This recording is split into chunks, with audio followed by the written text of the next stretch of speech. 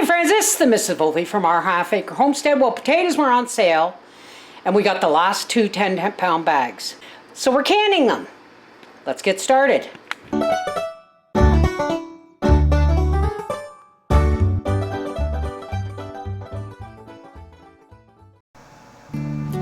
Now, I peeled and prepped the potatoes during a live stream.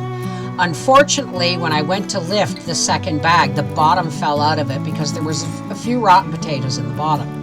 So I'm going to say we got about 18 pounds of potatoes after I pared them and peeled them and cut them up. Now, I want to say that I am no longer going to be dry packing potatoes for canning. It's not that I don't agree with it, it's just that I wasn't fond necessarily of the texture. So from now on, I will be canning potatoes in the good old-fashioned way in water. Here is our 20 pounds of potatoes. They were peeled and cut up yesterday and rinsed, soaked twice in cold water. Here is our blanching water. And as soon as that comes up to a boil, we're going to drop these potatoes in it and blanch them for 10 minutes because they're large chunks. Now I'm going to wash my jars. We have our lids washed and rinsed, soaking in hot water. I have 8 jars, wide mouth, because that's what I like to do for potatoes. These potatoes were peeled, soaked, then rinsed, then soaked overnight.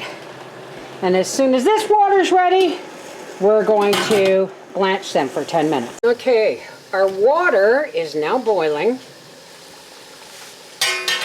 And please, folks, be really, really careful dumping these into such a large pot. Stand back if you can. You don't want to get splashed.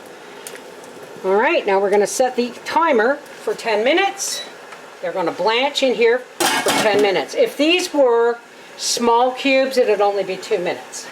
All right. So we're going to drain these and then we're going to get our canner set up. Here is our 4 jars canner with the recommended amount of water and the rack in the bottom and a splash of vinegar to keep my jars from clouding. That's because I'm on a well. Here's our hot water. Here is, I've got my tripod here for a second. Here is my always rag, my washed and rinsed lids, my rings, my salt. Now here are my jars and here is my thing. I'm running out of space here, folks, so I'm going to preload these jars, okay, with the potatoes and the salt. First, I'm going to put a half a teaspoon of salt in each jar. The potatoes are really, really hot, so I'm just going to...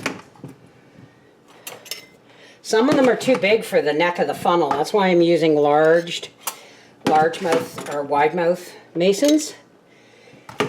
And now we know where the group got that name.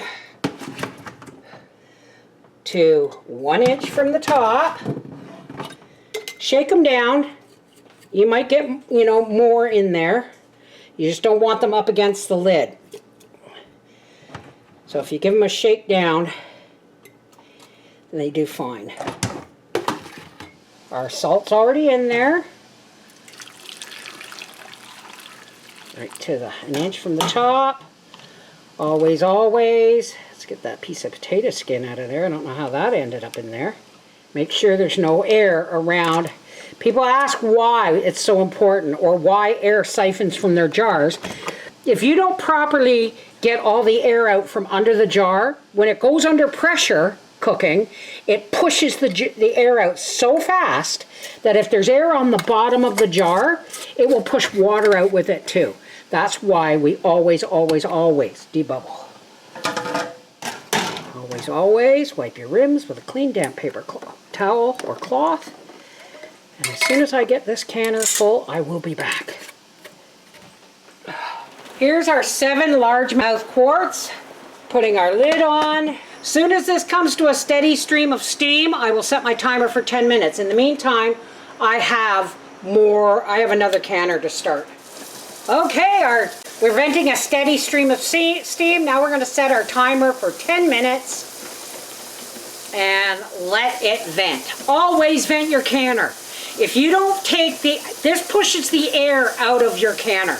If you don't push the air out of your canner, you won't get a proper pressure, okay? So I have 7 in this canner and 5 in the other. So 20 pounds of potatoes gave me 12 quarts. So our timer is about to go off, and this has been venting for 10 minutes. There we go.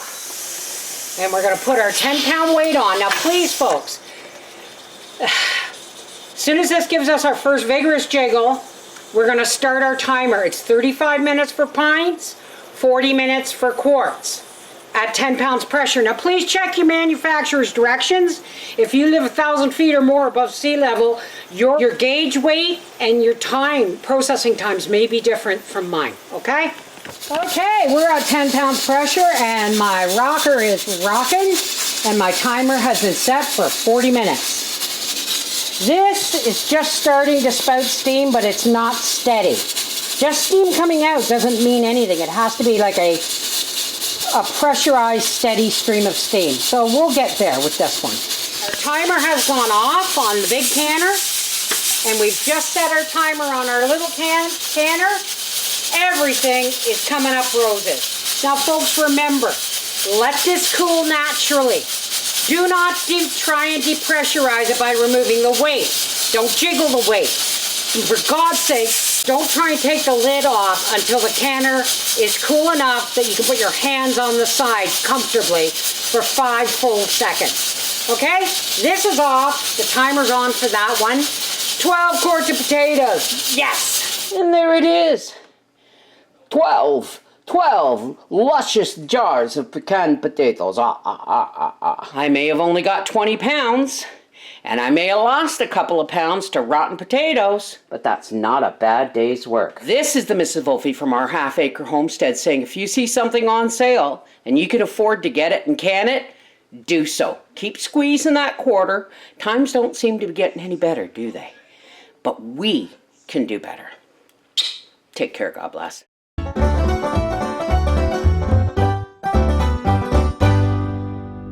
And remember, folks, if you're a home canner and you're not trying 4 jars canning lids, you are missing out.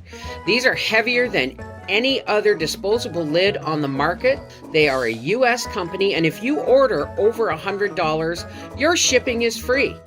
Check in the description box below this video for a link to 4 jars canning lids and use the coupon code HALFACRE, all one word in capital letters, for 10% off. Check them out on Facebook, Instagram, YouTube, and TikTok for ideas and recipes. 4 jars canning lids, you can't go wrong.